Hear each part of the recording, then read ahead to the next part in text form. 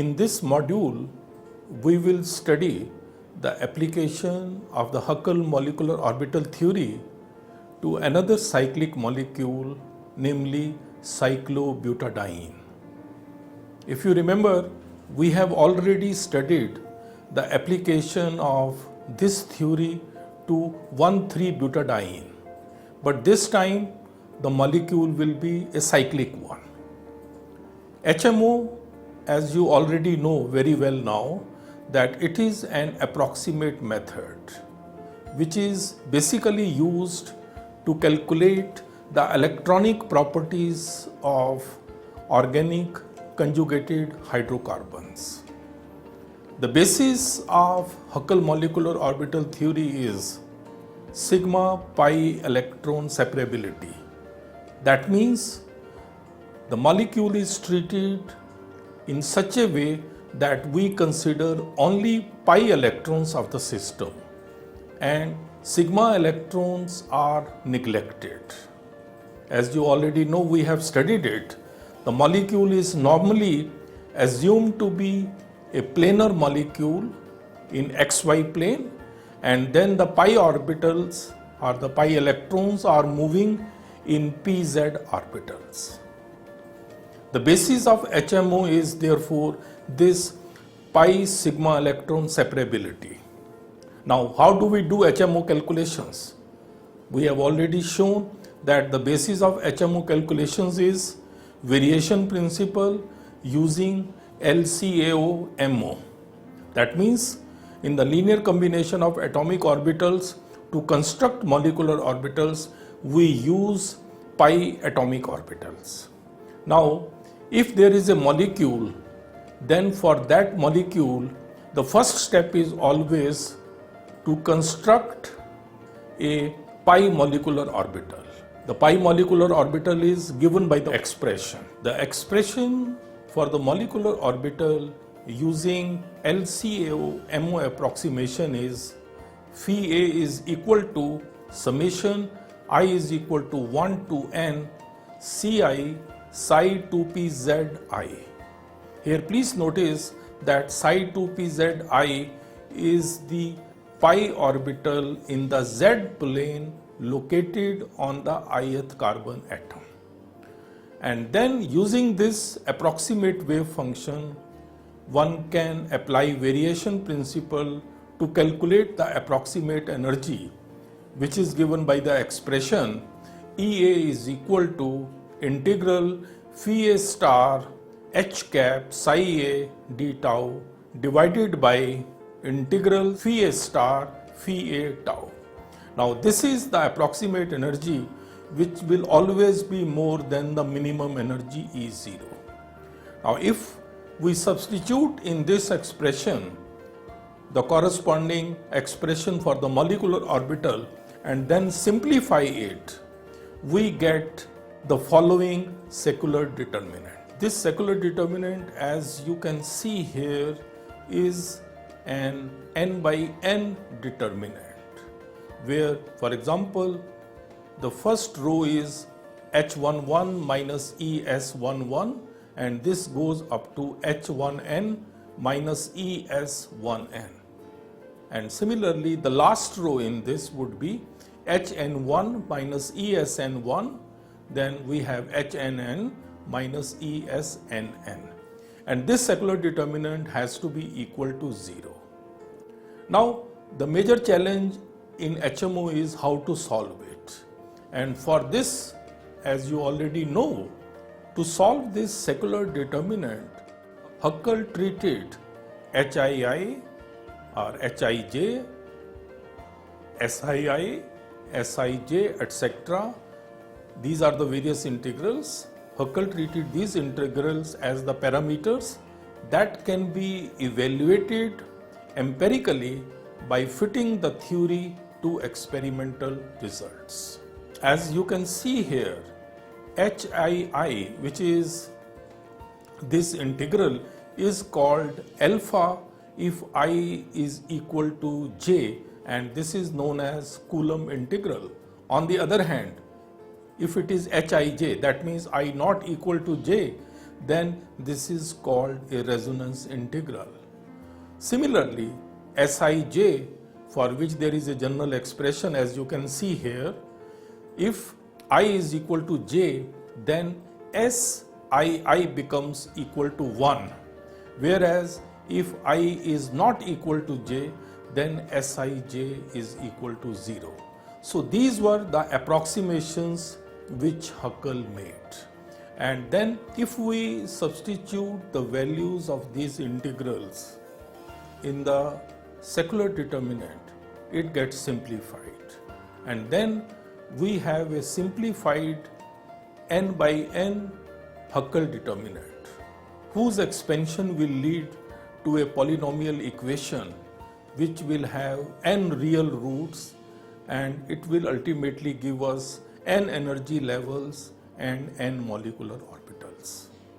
The energy of any molecular orbital is given by the expression Ea is equal to alpha plus Xa beta, where Xa is the eighth root of the polynomial equation, which comes by opening or by expanding the Huckel determinant. Now, after having done a quick recap of the Huckel molecular orbital theory, let's now apply Huckel molecular orbital theory to cyclic molecule, which is cyclobutadiene.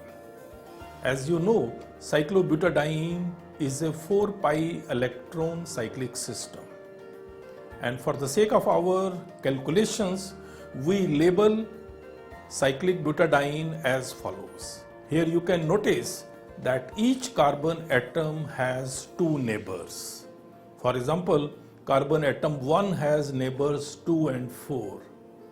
4 has neighbors 1 and 3, and so on. And each of these carbon atom contributes 1 pi electron, which is in the pi orbital, which is 2pz. Now, using LCAO-MO approximation, the Huckel molecular orbital wave function for this molecule becomes phi A is equal to C1 psi 2pz1 plus C2 psi 2pz2 plus C3 psi 2pz3 plus C4 psi 2pz4. Now, using this trial wave function, one can find out the approximate energy, and if we use the variation principle, ultimately we will get secular equations.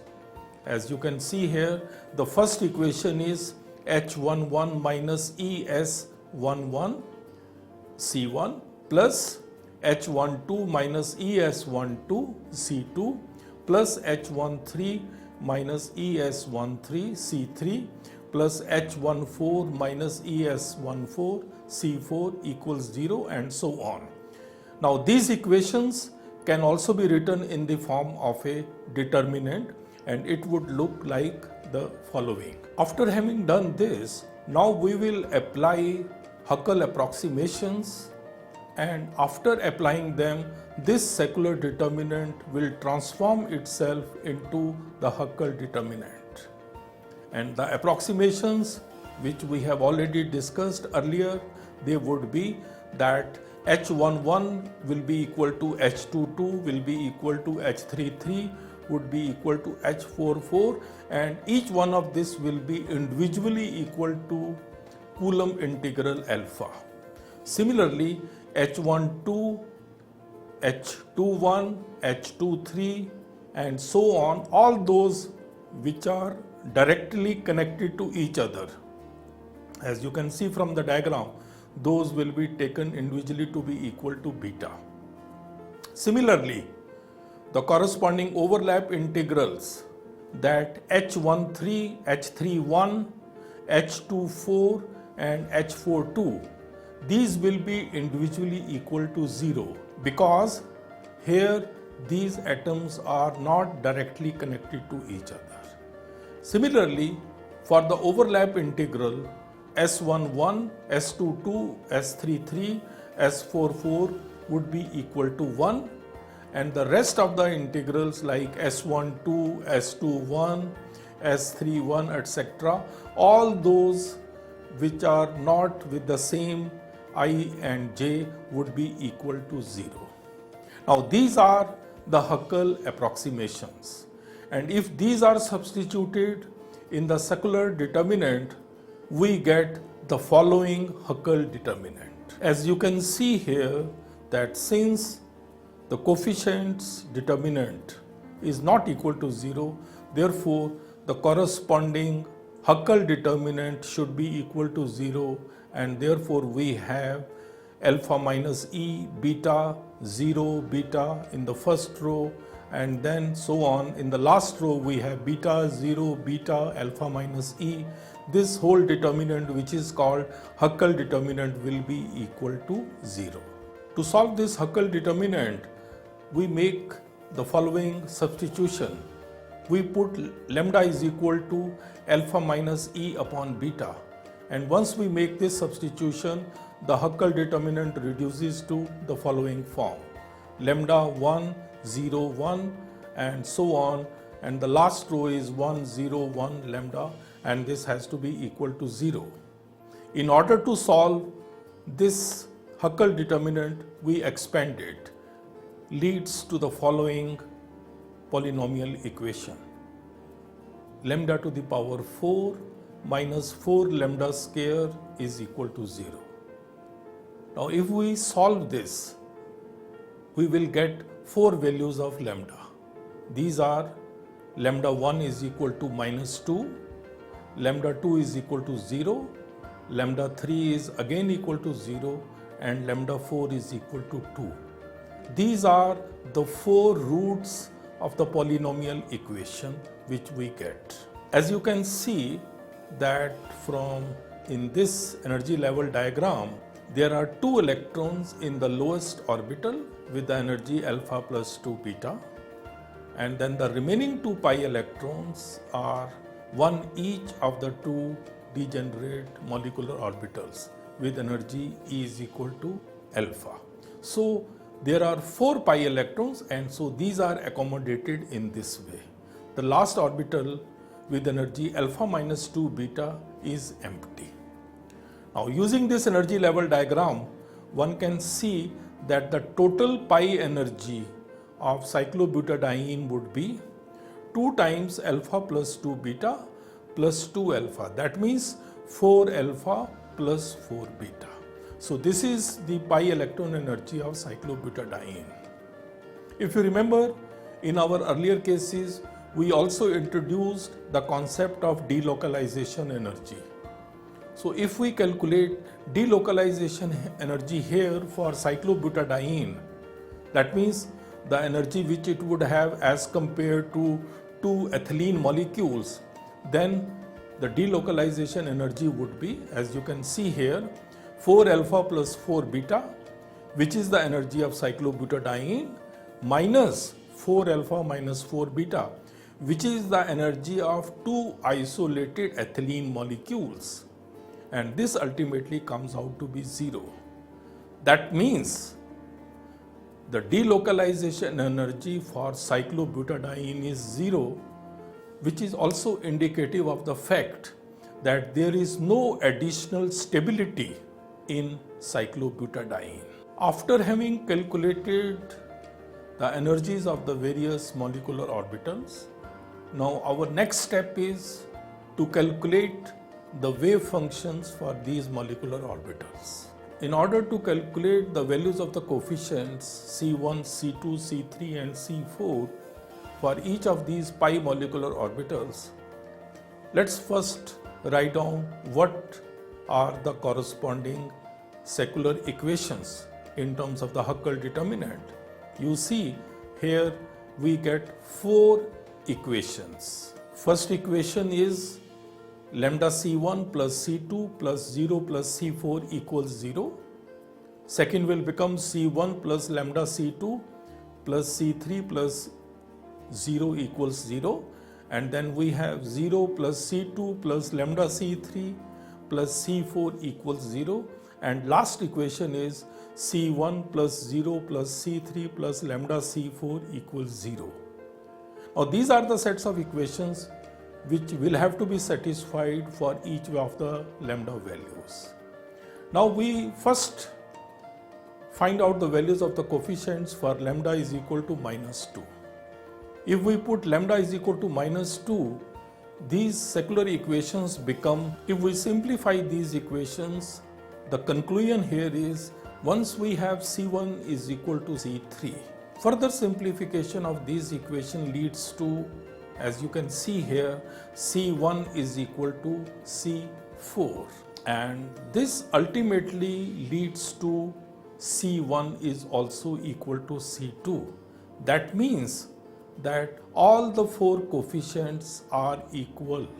That's a very important conclusion. But we also know that because of the normalization condition, sum of the squares of the coefficients is always equal to unity. Therefore, we also have C1 square plus C2 square plus C3 square plus C4 square is equal to 1. And since each of these coefficients is equal, therefore we get from here, as you can see here, that each coefficient comes out to be equal to 1 upon 2. So using this, the corresponding wave function for the molecular orbital becomes phi1 equals 1 upon 2. In brackets we have psi 2pz1 plus psi 2pz2 plus psi 2pz3 plus psi 2pz4.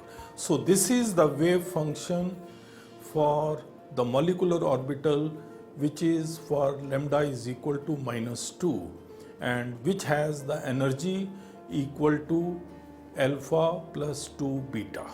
Now let's move to the calculation of the wave function for lambda is equal to 0. Once we have lambda is equal to 0, the secular equations become, if you look at these four equations, you will find that the values of the coefficients cannot be determined using the above set of equations alone. Further, we have to be clear about the fact that for lambda is equal to 0, there were two degenerate energy levels, and that is very important at this stage. And please remember that in the case of degenerate orbitals, HMO method cannot determine the coefficients uniquely. Therefore, one has to choose any value for the coefficient C1, C2, C3 and C4, provided they satisfy the conditions of normalization and orthogonality, as well as the values of the coefficients must satisfy the above set of conditions. So this is a prerequisite. Now using all this, a simple method to calculate the coefficients would be that let's put C2 to be equal to 0. Once we do this, then from these equations we find C4 comes out to be equal to 0, and then C1 is equal to minus C3. Further, we have also the normalization condition. If we put the aforementioned values in this equation, which is the requirement for the normalization, we get now C1 equals 1 upon under root 2 and C3 equals minus 1 upon under root 2.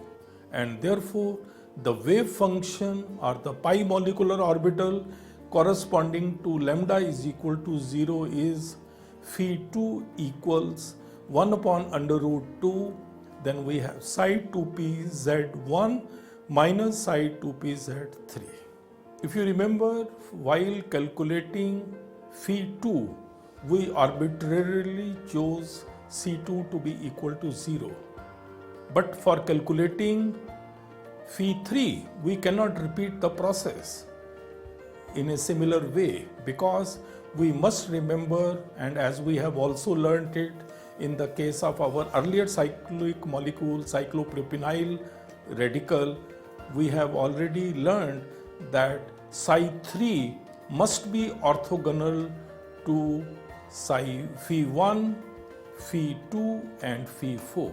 That means the following three equations must be satisfied. First represents, you can see here, is the orthogonality of Phi1 and Phi3. Second represents Phi2 and Phi3. And the third represents the orthogonality condition of Phi3 and Phi4.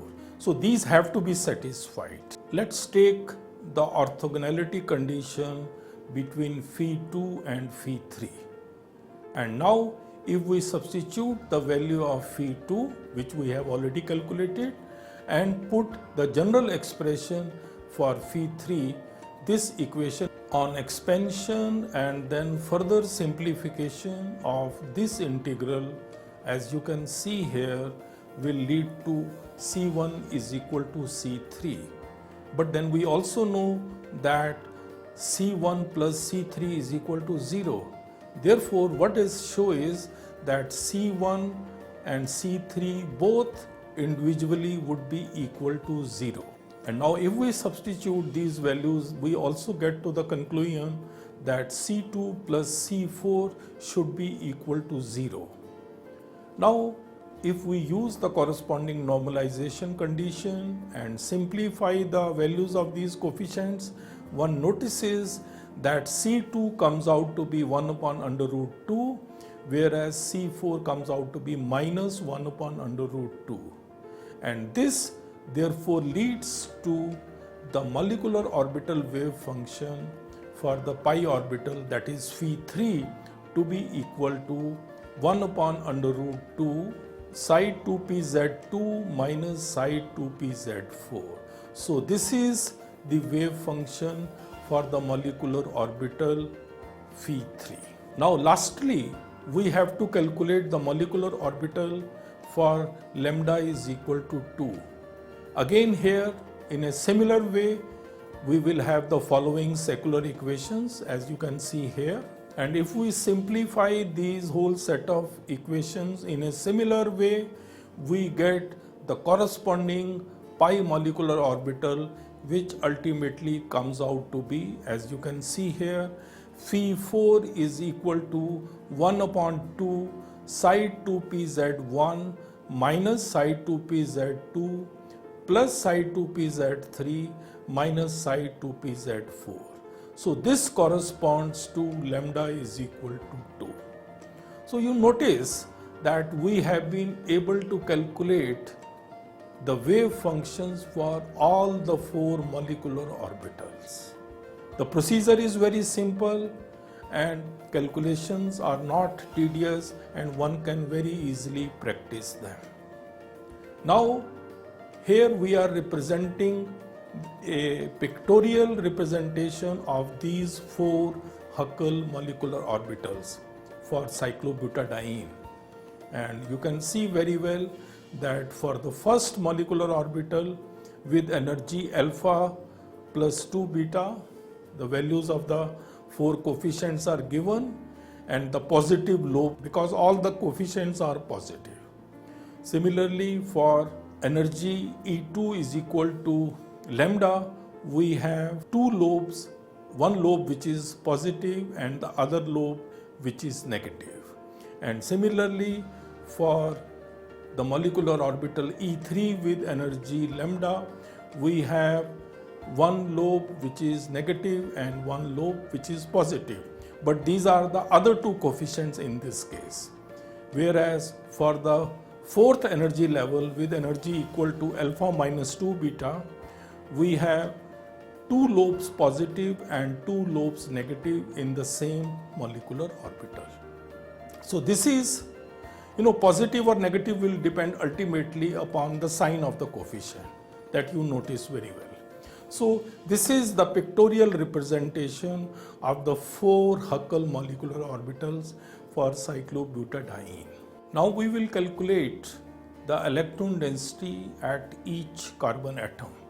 If you remember, the total electron density is taken to be the sum of the electron densities contributed by different electrons in each HMO. Now the expression for the electron density, as we have already studied earlier, is Qn is equal to summation Ni Cin square, where Ni is the number of electrons in the ith molecular orbital and Cin represents the corresponding coefficients. While calculating these electron densities, one has to keep it in mind that in the case of cyclobutadiene, there are 2 pi electrons in energy state E1, while the third and fourth electrons singly occupied degenerate energy levels E2 and E3. So using all this, we can calculate the electron density at each carbon atom. As you can see here, Q1 comes to be equal to 1, because if you take the different components, here one can see first is 2, which is there are 2 electrons in the first molecular orbital, and then there is the coefficient 1/2 whose square is taken, then there is a third orbital 1 electron, and then the coefficient 1 upon under root 2 its square, and third is 0, 0, and then we have ultimately, as you can see here, the total values comes out to be 1. Similarly, one can calculate Q2, Q3 and Q4, and each one of these values comes out to be equal to 1. After having calculated the charge densities, now we will calculate the pi bond order between adjacent carbon atoms in cyclobutadiene. We have already discussed the expression for the pi bond order between the 2 atoms A, B is given by the following relation, summation I, Ni, Cia, Cib.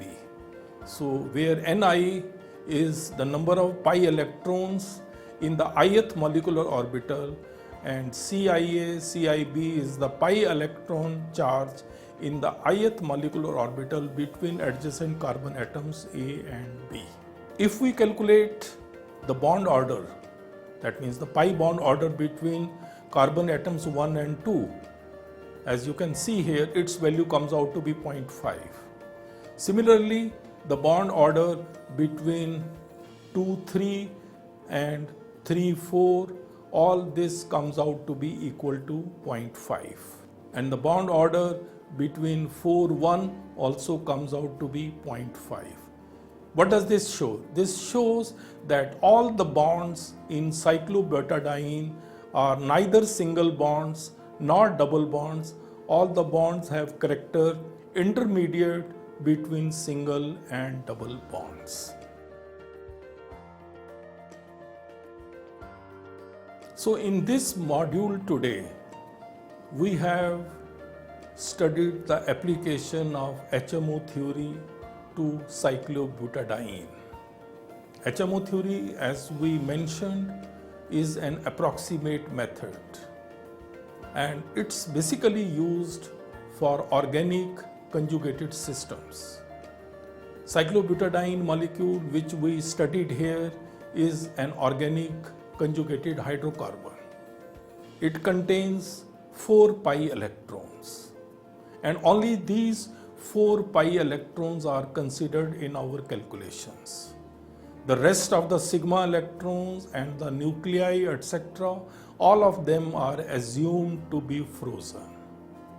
And in the HMO calculations, we use the variation principle along with LCAO MO approximation to calculate the orbital energies as well as the wave functions. We start with a trial wave function, which is taken to be the linear combination of pi atomic orbitals. In the case of cyclobutadiene, there are 4 pi electrons, so each molecular orbital had 4 contributions, each coming from 1 carbon atom. Using this, we ultimately get a molecular orbital, which is used in accordance with the variation principle to calculate the approximate energy, and we get a Huckel determinant after making certain approximations which were suggested by Huckel. In the case of butadiene, we get a Huckel determinant of order 4 by 4. This Huckel determinant, when it is simplified, it gives us 4 energy values. One is alpha plus 2 beta, the other two are alpha and they are degenerate, and the last is alpha minus 2 beta. So these are the 4 energy levels of cyclobutadiene. And since there are 4 pi electrons, 2 electrons will come in the lowest orbital, which is of energy alpha plus 2 beta, and the remaining 2 will be singly occupied by 2 degenerate orbitals, each with energy alpha. We also calculated the total pi energy of butadiene, which comes to be equal to 4 alpha plus 4 beta. And we also showed that the delocalization energy of cyclobutadiene as compared to 2 isolated ethylene molecules, that comes out to be equal to 0. After having calculated these 4 molecular orbitals energies, we calculated the corresponding wave functions, and we showed the procedure which is followed for calculating these wave functions.